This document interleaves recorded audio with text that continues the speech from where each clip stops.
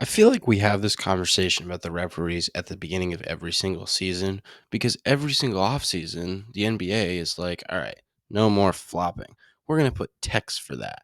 We're going to punish players for that. And then Joel Embiid is still flopping all over the place. And Damian Lillard is, doing the James Harden thing from like fucking 10 years ago. It's more the Trey Young thing, really, if we're going to compare it.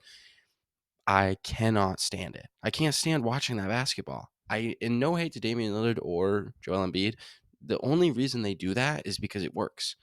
And if the NBA didn't reward it, those players wouldn't do that. So you really need to hate and direct that hate at the NBA because the NBA and more importantly, to redirect from the NBA to the referees themselves.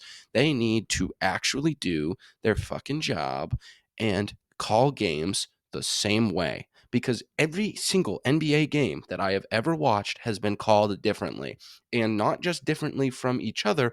The entire quarter of a game is different from another quarter in the same game. Don't even get me started on the like makeup calls because the NBA totally does that. They're like, "Ooh, we fucked up on that one. All right, let's let this one slide and now it's even." Stop doing that shit. Stop it.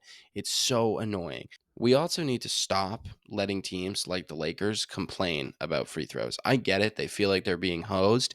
Every single NBA team has a right to feel hosed by the referees because you look at it like the Scott Foster thing that just happened like a while ago. That was ridiculous. Absolutely ridiculous for the Phoenix Suns to shoot over 50 free throws. 50, bro. 50? And this guy still has a job? Why does he hate Chris Paul so much? I don't understand it. Everything about it is wrong. Scott Foster, ridiculous. Tony Brothers, ridiculous. I don't like them. I don't know how they still employed. They must have dirt on Adam Silver. That's the only explanation I have. And I get it. Refereeing is hard, okay? It's difficult.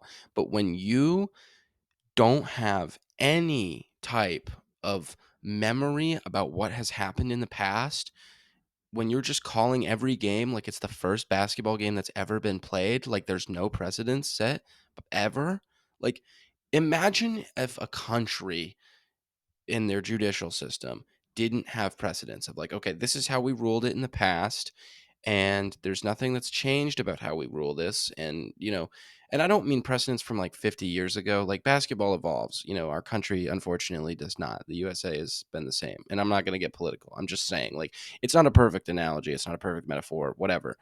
The point is that the NBA needs to figure out how to get their referees to all call a basketball game the same way so that players have some level of consistency. The other thing that's been happening a lot, just because I watch Celtics basketball the most out of any team because they're my favorite, I see it happen to them a lot. Like Tatum got a tech the other game. He's dunking, he's swinging forwards, he swings back, and they call a tech on him for hanging on the rim too long. What do you want the players to do? Seriously, do you want them to like let go and fall on their back and hurt themselves? It's turning into the NFL, the no fun league. Like seriously, what are we doing here? So that is, I don't even know where to start fixing that. It's not simple, okay? If it was as simple as, all right, well, all the refs are going to be robots and they're going to call a game the same way and we're going to have a booth and like we're going to look at it and cuz the review process, while, good, it slows the game down. It's so boring. When you're watching a game live, it just takes all the excitement out of watching the game because now you have to watch these officials look at a pretty obvious call for like 7 minutes to decide whether they actually called it right or if they fucked it up. It kills it. It kills the game. It kills the pace. The fans, you can tell the air gets sucked out of the stadium. There's such thing as momentum in basketball, and that type of review process absolutely slaughters it. So that's number one. That's annoying. But the referees themselves need to be held accountable. I know that the last 2 minute report exists. I get it that you're saying, oh, well, we messed up on this thing, but that doesn't like do anything. Players get fined, okay? Referees need to be fined. I'm not saying the same amount of like money in fines, but a proportional amount of money. Like you need to fine them for making bad calls. You need to punish them or fire them or do something. And I know it's really hard to become an NBA referee. I know that's difficult. I know it's not just simple, like, how easy it is to get a gun in America. That's not. I can't say that. The point that I'm trying to get at is that the NBA has a serious issue with consistency in the referees. And unfortunately, there's not really a solution for it. Unless every single referee has the same pair of eyeballs and refs the exact same way and has the exact same personality. Like, again, these are human beings. Like, they're being talked to on the court and they have emotions. Like if you make a bad call and, Giannis Antetokounmpo looks at you and calls you a bitch, like you're gonna feel a certain type of way about that, like, or if Luka's like fucking like crying for a call every possession, or Tatum's like showing you on his wrist where he got smacked that you didn't see, like that influences how you call a game. So I'm not saying that the referees are like just the worst ever, and it's a pretty easy thing to say, like, oh well, the referees suck, but the problem is when you are trying to institute a new rule to punish players for playing a certain way, and your referees are not only not adhering to it, directly allowing players to do the exact opposite of what you are trying to enforce.